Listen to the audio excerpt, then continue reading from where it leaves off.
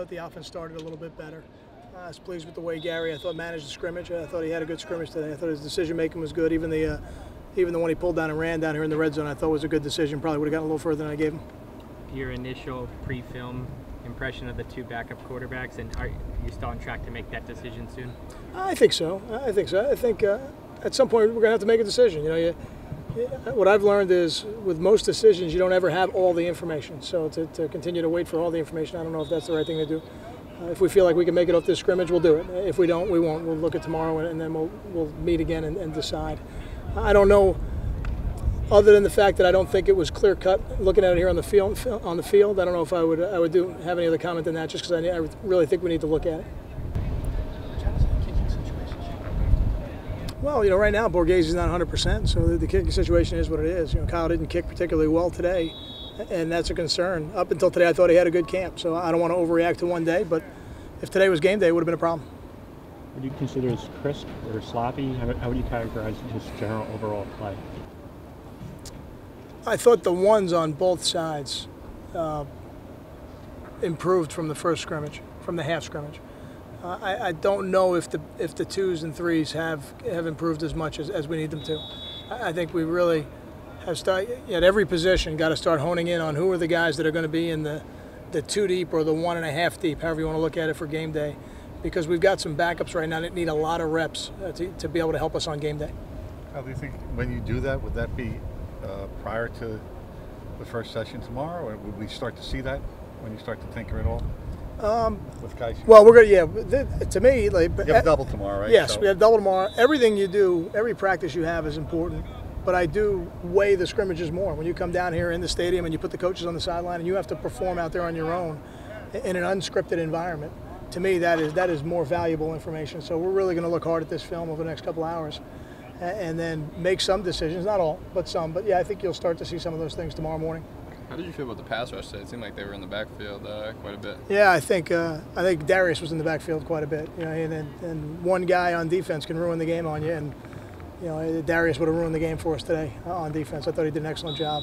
He had a sack early. He had a sack in the 2-minute drill. I mean, a sack in the red zone. I mean, things that put you off schedule on offense and make it very hard to recover from. Is he starting to remind you of any interior defensive lineman since you've been here with the way he's playing now? Well, when I think of the guys that were the most disruptive guys that I've been around since being here, you think first and foremost about a guy like Eric Foster. A guy like Eric Foster, and he's got a similar skill set, to what Darius has.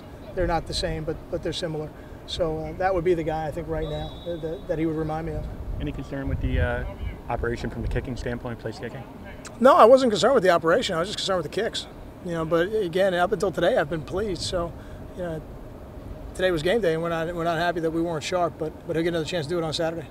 Did you get to watch Caleb Johnson at all, and how did he look? I thought he looked good. Yeah, I thought Caleb looked good. We had him in the run-through last night, and he was moving around well. I thought he moved around well today, so I think he's recovering well, just like I thought he would. I know you've said certain guys might be different once kind of the lights are on, but they're on the field. It's a game situation. Did anybody stand out more to you, or maybe some guys take a step back? Well, yeah, it was really more of those second-line guys to me that when you come in the stadium, they have an opportunity to showcase themselves, and I'm not so sure they were ready to do that. So now we'll go back and we'll practice more, and we'll do it again on Saturday. That's why you have a preseason.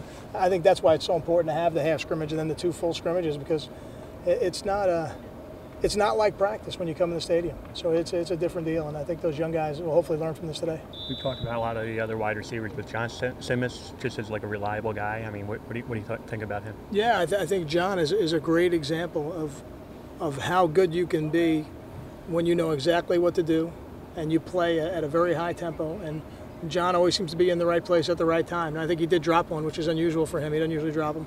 He's got very good hands, but he's a guy who's going to help us. He's going to help us on special teams. He's going to help us on offense in the sub packages, 3rd down, 2-minute drills. I mean, he's going to be a valuable part of what we do. Stevenson gets a pick today. It just seems like he has a nose for the ball. I mean, obviously at that position, how valuable is that? He does. It was the first time I saw him play live in high school. I came out of this tunnel. He was playing for a state championship on this field, and literally as I walked out of the tunnel to see him, he picked off a pass in a state championship game. So you're absolutely right about that. He seems to have a nose for the ball, and when it's around him, he's got good ball skills. He catches the ball well. Not every DB does, but he does. So it was good. It was a good pass by Gary. Kind of got tipped up in the air. I think it was Adjanarian. I think it got tipped up in the air, and DeLon plucked it out of the air and probably would have scored. That time, 2 more. No, running back depth, is it going to be difficult to decide red shirts in a pecking order there? Yeah, it's not in my plan right now to even worry about redshirt and those guys. I think they're going to play. I think they're going to help us on special teams. How much they'll play at running back, we'll decide as we go. They're both still learning, and you kind of see that. You see they get a little bit better each day, kind of knowing the complete package, the protections, the pass routes. But I think those 2 guys, kind of like Leonte a couple of years ago, are going to be a valuable part of our special teams as we go forward.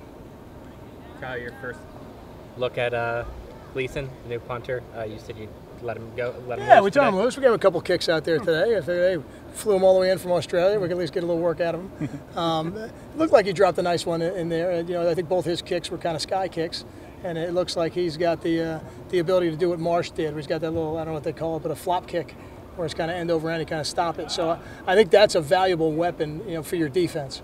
When you do get stopped around midfield, if you've got a guy who can stop that ball somewhere inside the 10-yard line, you got a much better chance of getting it back in good field position. Thanks. Thanks, guys.